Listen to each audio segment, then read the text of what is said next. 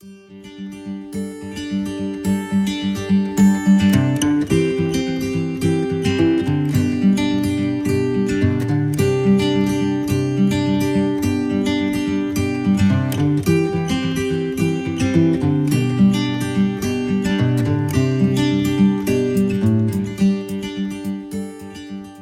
Hello and welcome to my channel SD classes of maths and science.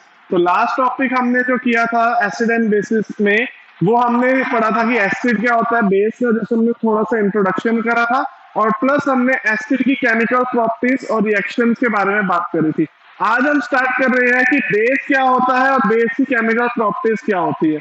तो सबसे पहले अगर हम बात करें बेस, तो बेस कैसे सब्सटेंसेस है, they are the substances which are bitter in taste. सबसे पहला जो टेस्ट अगर आप करोगे बेस को, तो वो कैसे टेस्ट में होंगे, बिटर टेस्ट के अंदर होंगे। यानी जब हम फिजिकली नेचर की बात करेंगे टेस्ट के लिए, तो वहां पर जो बेसिस होते हैं वो कैसे नेचर के होते हैं, बिटर इन टेस्ट, यानी कड़वे होते हैं। ठीक है, तो जितने भी कड़वी चीजें होती है जनरली उनमें क्या मिला होता है, बेस मिला होता है। यानी कि जैसे हम बात करते हैं कि ग्रीन वेजिटेबल्स है, जनरली वो कड़वी होती है, यानी बिटर गोड, करेला, ये सब वो हमारी क्या होती है, कड़वी होती है। तो वो उनके अंदर जनरली क्या होते हैं, बेसिस प्रेजेंट होते हैं। ठीक है, एज वेल एज ये क्या करते हैं, ये रेड लिटमस पेपर को ब्लू में कन्वर्ट कर देते हैं। ये क्या करेंगे कि रेड कलर का जो लिटमस पेपर है आपका, जैसे ही उस रेड कलर के लिटमस पेपर को आप डिप करोगे किसके अंदर, बेस के अंदर, तो वो रेड कलर का जो पोर्शन है वो हमारा किस में कन्वर्ट हो जाएगा, वो हमारा ब्लू कलर के पोर्शन में कन्वर्ट हो जाएगा।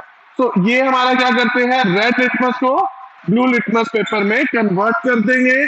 और ये हमारे क्या होते हैं, सोपी टू टच होते हैं। सोपी टू टच का मतलब क्या है, इनका जो अपीयरेंस होता है वो क्या होता है, स्मूथ सा अपीयरेंस होता है, सॉफ्ट सा अपीयरेंस होता है। लाइक जैसे सोप है, सोप का अपीयरेंस कैसा होता है, सॉफ्ट सॉफ्ट सा होता है, उसी तरीके से इनका अपीयरेंस भी कैसा होता है, सॉफ्ट अपीयरेंस होता है। जनरली अगर हम कुछ एग्जांपल्स की बात करें बेस के लिए, तो KOH, पोटाशियम हाइड्रोक्साइड, इसे हम क्या बोलते हैं, पोटाशियम हाइड्रोक्साइड बोला जाता है इसे। ऐसे ही यहाँ पर ये कौन है हमारा, sodium hydroxide, this is sodium hydroxide. Similarly ये क्या है, magnesium hydroxide, this is magnesium hydroxide. तो ये सब आप इनमें देख रहे हो, यहाँ पर एक चीज सेम है, सबके अंदर कौन है, हाइड्रोक्साइड जुड़ा हुआ है। ठीक है, और ये सब कौन है हमारे, दे आर मेटल। यानी जनरली अगर हम बात करते हैं, जनरली जो बेसिस होते हैं they are metal hydroxide. Generally जो आपको बेसिस देखने को मिलेंगे वो हमारे क्या होंगे, मेटल के हाइड्रोक्साइड होंगे। यानी मेटल कोई भी है, लाइक सोडियम, और हाइड्रोक्साइड क्या होता है हमारे पास, OH, और इसकी वैलेंसी क्या होती है, -1। तो सोडियम की वैलेंसी आपको पता है +1, हाइड्रोक्साइड की वैलेंसी -1। तो ये कंबाइन करके क्या बनाएंगे, NaOH।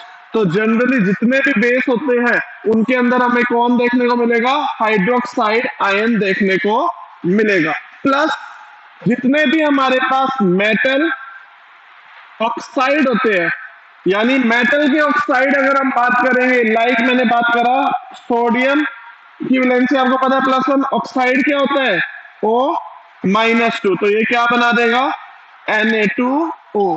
तो जितने भी ये मेटल के ऑक्साइड है ये सब भी हमारे क्या होते हैं, they are basic in nature, they are basic in nature. तो जनरली अगर हम बात करेंगे क्या है कि बेस क्या होता है हमारे पास, बेस हमारे कड़वे होते हैं टेस्ट में, वो क्या करेंगे, रेड लिटमस पेपर को ब्लू में कन्वर्ट कर देंगे। और वो क्या चीज करते हैं, वो सोपी टू टच होते हैं।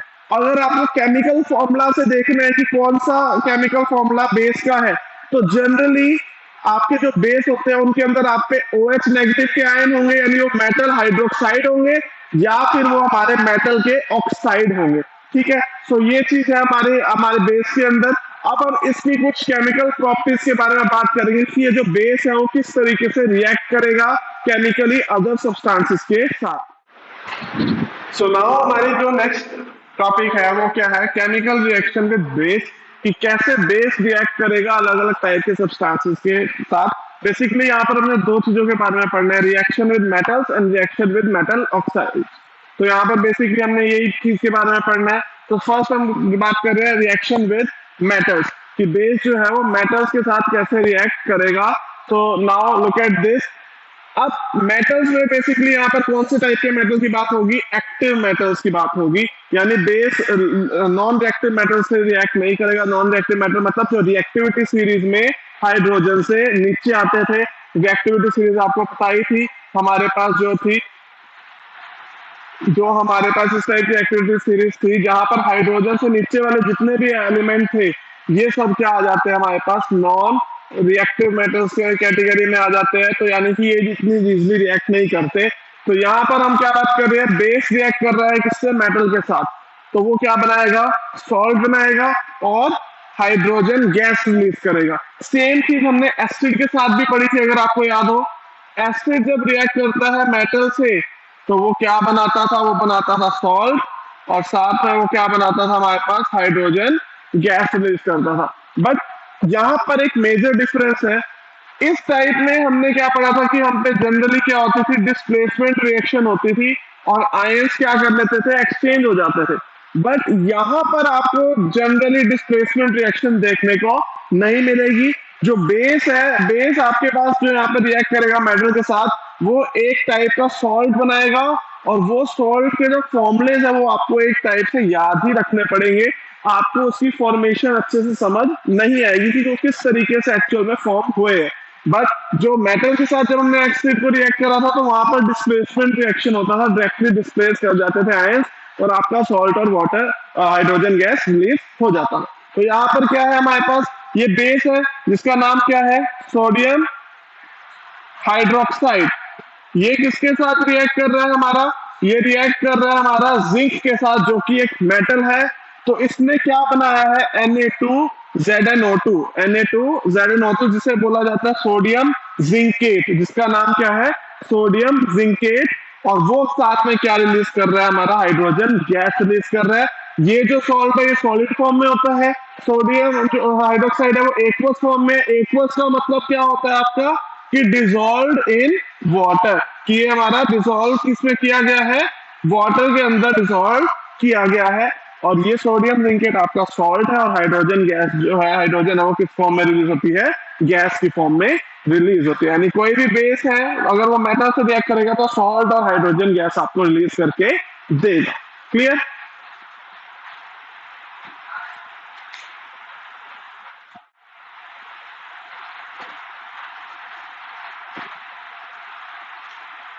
So now, so now next हमारा आ जाता है reaction with non metal oxide, कि जो बेस है वो कैसे रिएक्ट करेगा नॉन मेटल के ऑक्साइड के साथ। अब फर्स्ट थिंग आपने समझना है कि नॉन मेटल ऑक्साइड क्या होते हैं, ठीक है। सो नॉन मेटल्स में जनरली हमारे पास कौन आता है, नॉन मेटल में हम पे आते हैं कार्बन, सल्फर, नाइट्रोजन, ठीक है। तो इनके जो ऑक्साइड्स होते हैं, like carbon dioxide, carbon monoxide, sulphur dioxide, sulphur trioxide, nitrogen dioxide, nitrogen oxide, trioxide, ये सब हमारे क्या है, नॉन मेटल के क्या है, ऑक्साइड्स है। और जितने भी ये नॉन मेटल के जो ऑक्साइड होते हैं, ये इनका नेचर कैसा होता है, एसिडिक। इनका नेचर कैसा होता है, एसिडिक नेचर। मेटल ऑक्साइड अगर आपसे पूछेगा तो मेटल ऑक्साइड कैसे होते हैं, बेसिक नेचर के होते हैं, और नॉन मेटल के ऑक्साइड कैसे होते हैं, एसिड के नेचर के होते हैं। ये चीज आपको अभी याद रखनी है। तो यहाँ पर हम बेस को किससे रिएक्ट कर रहे हैं, नॉन मेटल के ऑक्साइड के साथ, यानी एसिड के साथ हम रिएक्ट कर रहे हैं।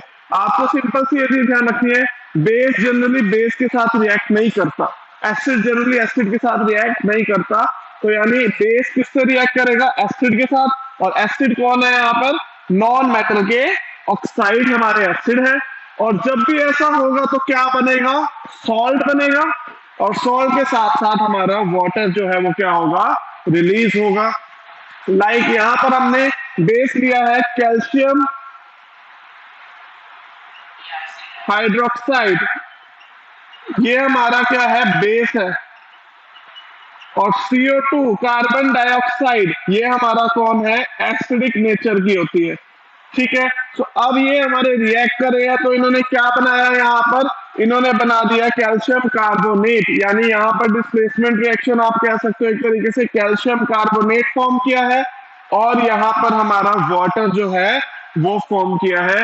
सो ये हमारा क्या हो गया, रिएक्शन हो गया, यानी कि यहाँ पर ये हमारा सॉल्ट है और ये हमारा क्या है, वाटर है। तो सॉल्ट और वाटर हमारा क्या हो जाएगा, यहाँ पर फॉर्म हो जाएगा। यानी किसी भी टाइप का अगर आप बेस लोगे, लाइक मैंने लिया NaOH, और अब अगर मैं इसे CO2 के साथ रिएक्ट करूंगा तो यहाँ पर मेरे पास वाटर रिलीज होगा और साथ साथ मेरे पास क्या फॉर्म होगा, कार्बोनेट, सोडियम कार्बोनेट क्या हो जाएगा, फॉर्म हो जाएगा। तो ये हमारा क्या है, सॉल्ट है और ये उसके साथ हमारे पास क्या है, वाटर फॉर्म हुआ है। साथ में हमें यहाँ बैलेंसिंग करनी पड़ सकती है, तो बैलेंसिंग हम कर लेंगे उसके अलावा, बट जो रिएक्शन है वो क्या बनेगा, हमारे पास सॉल्ट के साथ साथ वाटर जो है यहाँ पर फॉर्म होगा।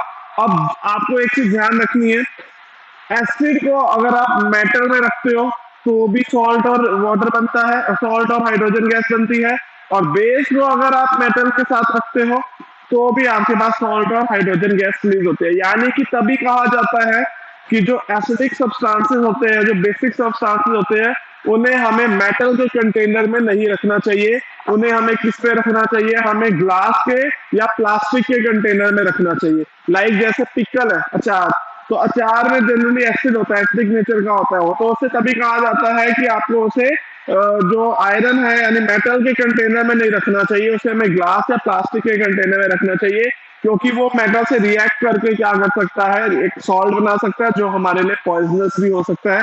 तो दैट्स वाई एसिड और जो बेस है इन्हें कभी भी हमें मेटल के कंटेनर्स में नहीं रखते, हम इन्हें ग्लास या फिर प्लास्टिक के कंटेनर में रखते हैं।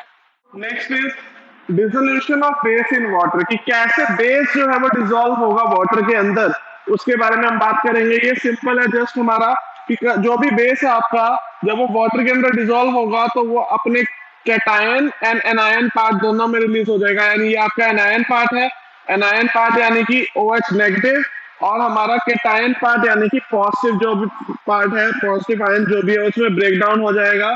लाइक मेरे पास NaOH है, तो जो NaOH है जब भी वाटर में ब्रेक डाउन होगा तो क्या हो जाएगा, Na positive ion and OH negative ion, यानी hydroxide ion and sodium ion के अंदर वो ब्रेक डाउन हो जाएगा।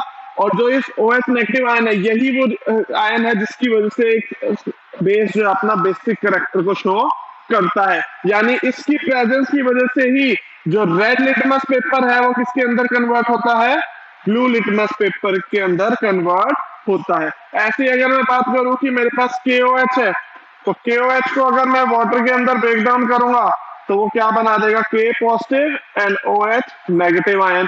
ऐसे ही अगर मैं बात करूं मेरे पास MgOH ट्वाइस है, मैग्नीशियम हाइड्रोक्साइड, तो अगर मैं इसे वाटर के अंदर ब्रेक डाउन करूंगा तो ये क्या बना देगा, magnesium ion plus hydroxide ion release कर देगा। यानी ये दो हाइड्रोक्साइड आयन एक बार में रिलीज करेगा, तो ये हमारा क्या है करेगा, बेसिक कैरेक्टर शो करेगा। तो ये हमारा क्या कंसेप्ट था कि कैसे एक एसिड और बेस हमारा क्या करते हैं, वाटर के साथ रिएक्ट करते हैं। प्लस यहाँ पर एक चीज मैं मेंशन करना चाहूंगा कि जरूरी नहीं है कि सारे के सारे जो बेस है वो आपके क्या हो जाए, वाटर के अंदर डिसॉल्व हो जाए। ओनली कुछ ही बेसिस होते हैं जो वाटर के अंदर डिसॉल्व हो पाते हैं, और ऐसे बेस जो वाटर में डिसॉल्व हो पाते हैं उन्हें क्या नाम दिया जाता है, उन्हें नाम दिया जाता है एल्कलीज। उन्हें क्या नाम दिया जाता है, एल्कलीज कहा जाता है। लाइक अगर मैं यहाँ एल्कलीज का एग्जांपल दूं तो NaOH, KOH, MgOH twice, CaOH twice, ये सब हमारे क्या है, एग्जांपल्स है हमारे एल्कलीज के। तो ये हमारा क्या है कंसेप्ट था कि किस तरीके से आपने एसिड को और बेस को वाटर के साथ रिएक्ट करवाना है। और एक चीज और, जो बेसिक सॉल्यूशन होता है उसे अल्कलाइन सॉल्यूशन भी कहा जाता है, उसे अल्कलाइन सॉल्यूशन भी कहा जाता है। अल्कलाइन सॉल्यूशन या बेसिक सॉल्यूशन यानी एक ही बात है, और ये एल्कली है, इसे ध्यान रखना है। एल्कली और अल्कलाइन दोनों हमारे क्या है, डिफरेंट चीजें। एल्कलीज एंड अल्कलाइन, अल्कलाइन यानी कि बेसिक मीडियम, एल्कलीज वो बेसिस होते हैं जो वाटर के अंदर क्या हो जाते हैं, इजिली डिसॉल्व हो जाते हैं। तो आई होप आपको आज का कंसेप्ट समझ आया होगा। तो थैंक्स फॉर वॉचिंग।